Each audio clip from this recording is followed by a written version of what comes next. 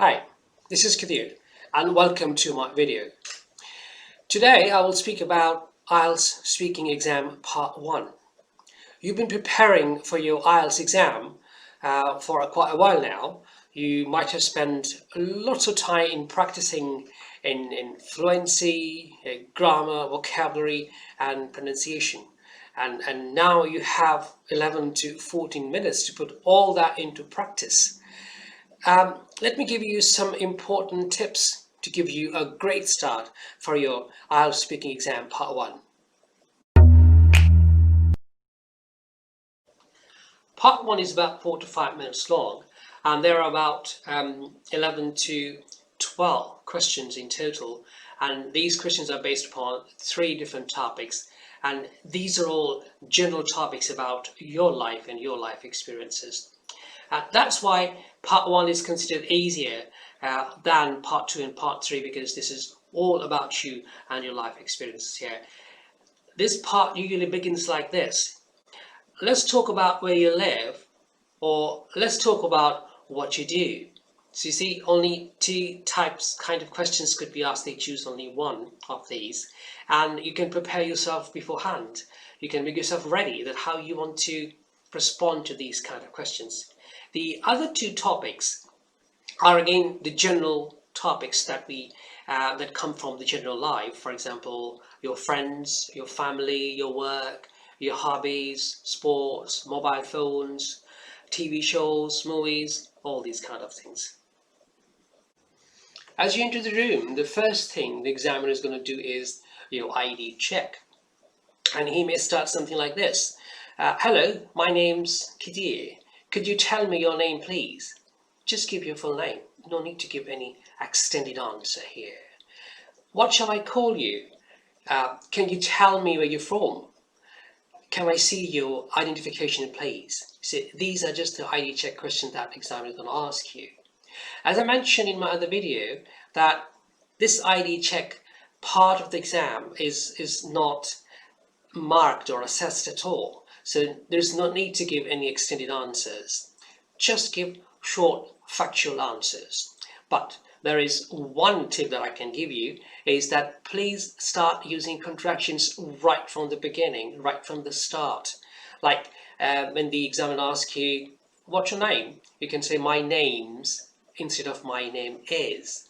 Just start using contractions, because when you speak English naturally, most of the time we use contractions when we speak English in a casual way with our friends. I also made a video on the use of contractions and how to sound like a native speaker. You can click the link for great tips. And now let's move on to tips for part 1 of your speaking exam.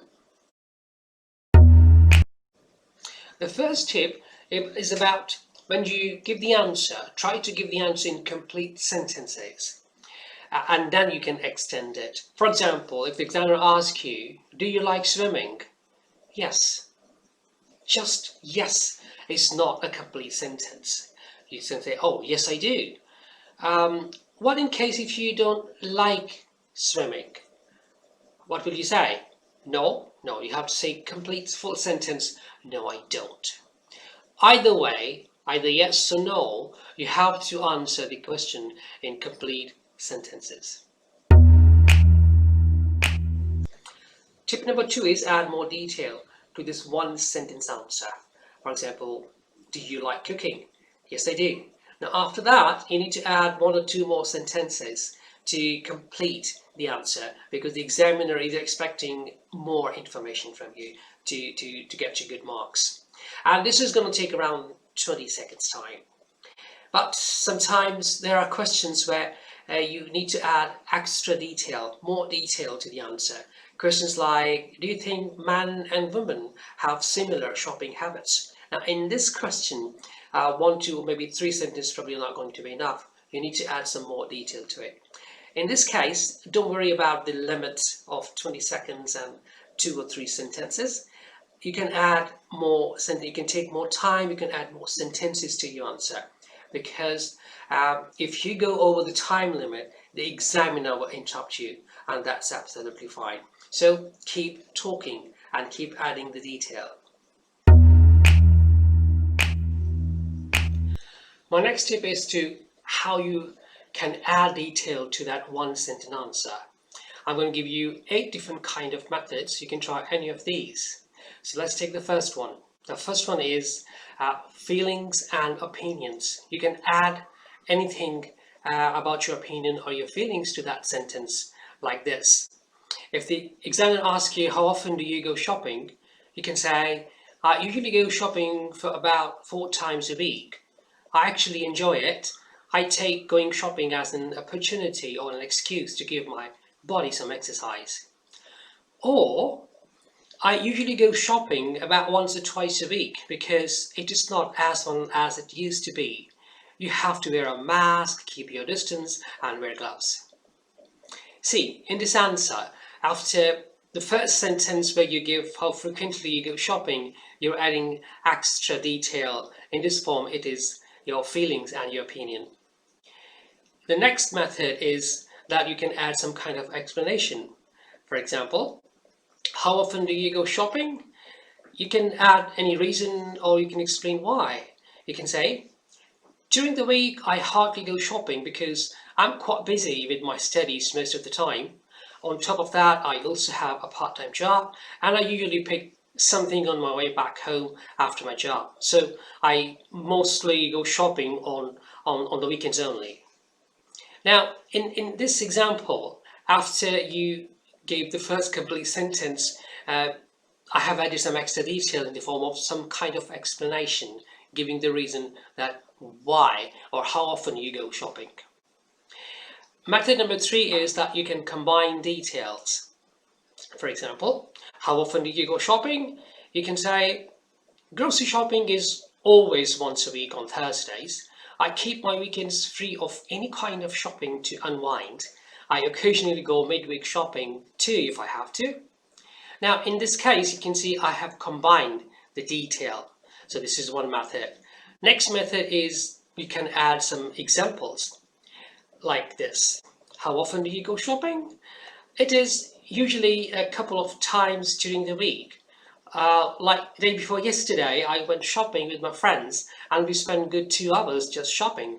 In the end, we really got tired.